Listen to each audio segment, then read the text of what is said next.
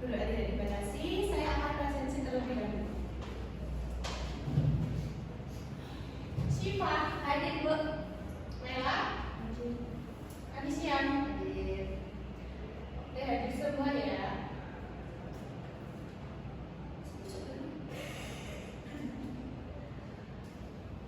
Saya memulai materi pada hari ini.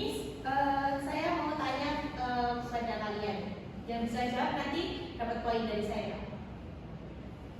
Ini ada dua pertanyaan sebelum kita mulai pembelajaran. Yang pertama ada, apa yang terjadi jika sebuah instansi tidak memiliki sistem penyimpanan arsip yang baik dan teratur? Siapa yang mau menjawab? Oke, Syifa. Untuk nomor 1 itu jawabannya kesulitan menemukan dokumen yang dibutuhkan. Oke, benar ya. Terus yang kedua, mengapa masa retensi arsip perlu ditentukan dan siapa yang diberikan jika hal ini diabaikan? Siapa mau menjawab? Ya, Baik, silakan Anis.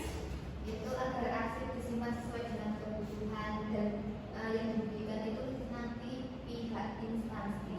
Nah, betul ya. Terus sekarang kita masuk ke materi. Nah, hari ini kita akan mempelajari terkait prosedur penyimpanan arsip.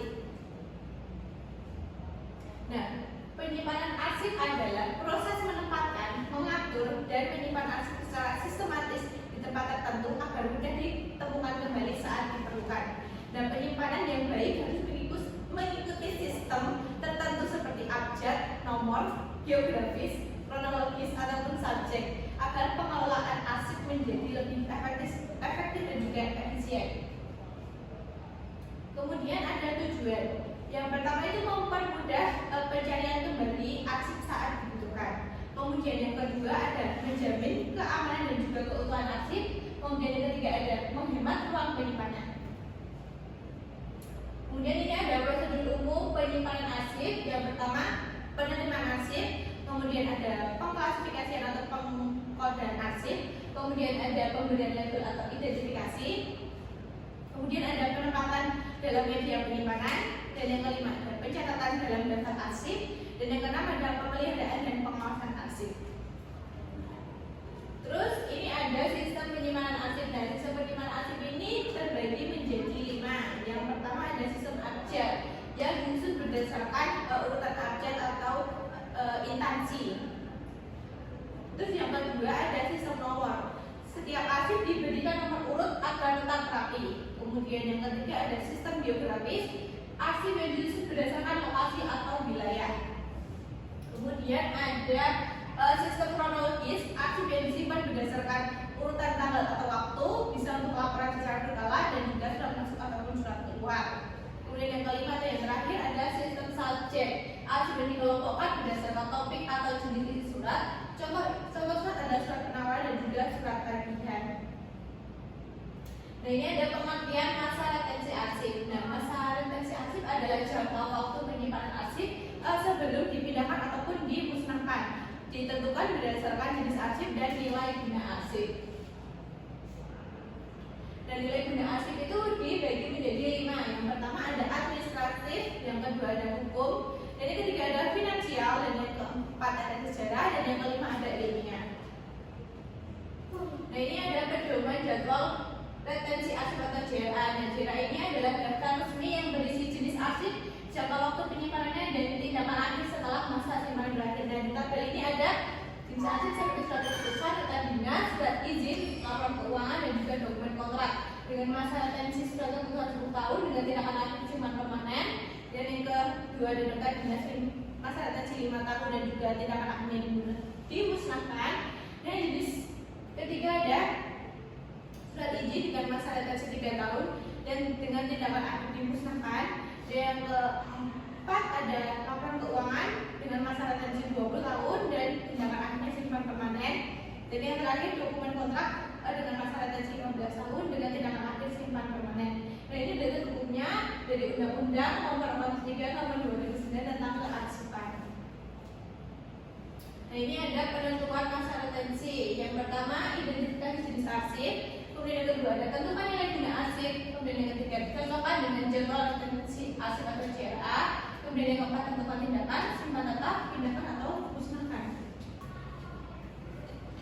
Nah, ini adalah slide terakhir untuk pertemuan kita hari ini dan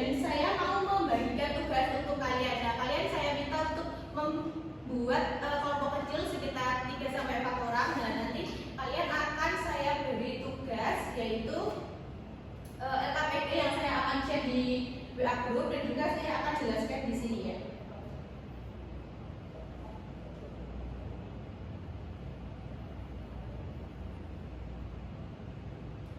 Nah ini jadi di setiap nomor itu nanti ada instruksinya dan kalian baca baik-baik, jangan sampai salah.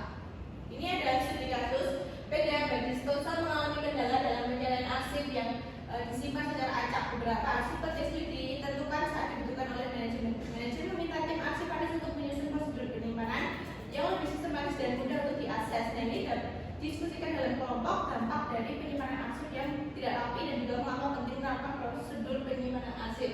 Nah ini ada 3 pertanyaan, nanti kalian dapat menjawabnya di sini. Terus ini ada mengorganisasi untuk belajar. Nah, tadi kan sudah saya suruh untuk membuat kelompok kecil. Nah ini nanti kalian bisa mulai membuat rencana penyelidikan dari mulai sumber informasi, tugas dan juga waktu yang dialokasikan di sini. Kemudian yang ketiga ada penyelidikan individual dan juga kelompok. Kalian bisa melakukan pencarian informasi tentang prosedur dan sistem penyimpanan arsip, misalnya sistem abjad, nomor, geografis, kronologi dan juga subjek. Nah ini dapat didiskusikan hasil penyelidikan dengan kelompok kalian dan dapat ditulis di hasil penyelidikan. Kemudian ini ada pengembangan juga penyajian hasil. Ini dapat disusun hasil penyelidikan kalian dalam bentuk presentasi, poster atau infografis. Nah ini kalian dapat memilih salah satu, jangan tiga-tiganya. Terus nanti setiap kelompok akan presentasi di depan untuk memaparkan hasil diskusi dengan kelompoknya. Terus nanti kalian juga mencatat umpan balik dari teman ataupun dari saya. Kemudian ada analisis juga evaluasi proses. Ini diskusikan dalam kelompok apa yang telah kalian pelajari dari kegiatan ini, identifikasi apa yang berjalan dengan baik dan apa yang bisa ditingkatkan untuk pendidikan berikutnya, dan catat evaluasi kelompok kalian bahwa ini apa yang berjalan dengan baik, apa yang perlu diperbaiki dan juga cara memperbaikinya. Kemudian yang terakhir ada kesimpulan dan juga refleksi.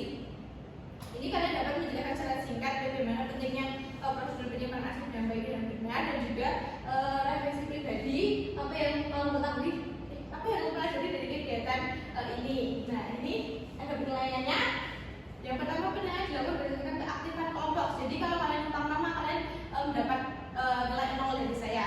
Jadi kualitas hasil pendidikan dan kemampuan dari penyajian hasil analisis, dan juga saya akan memberikan umpan balik terhadap refleksi dan evaluasi yang telah dilakukan oleh kalian.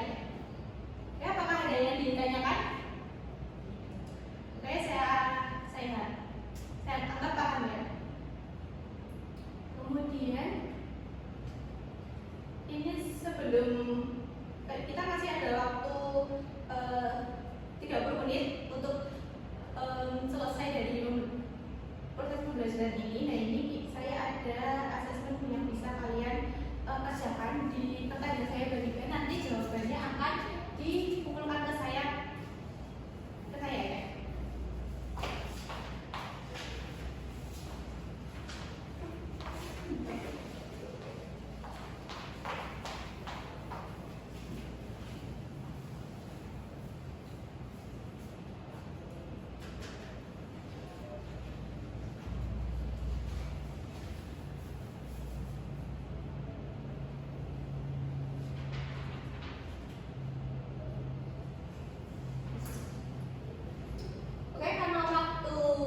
Waktu kita sudah habis, saya akan mengambil jawabannya.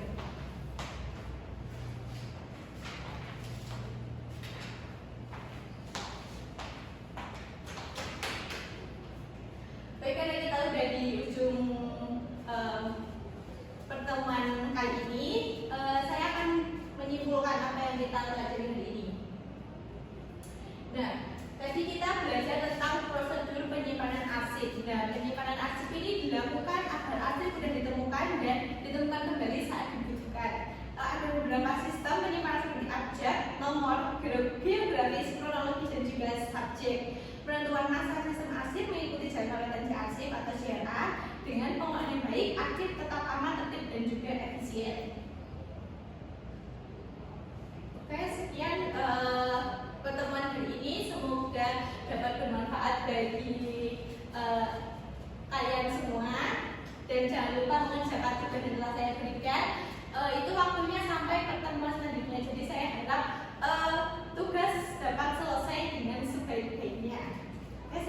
menutup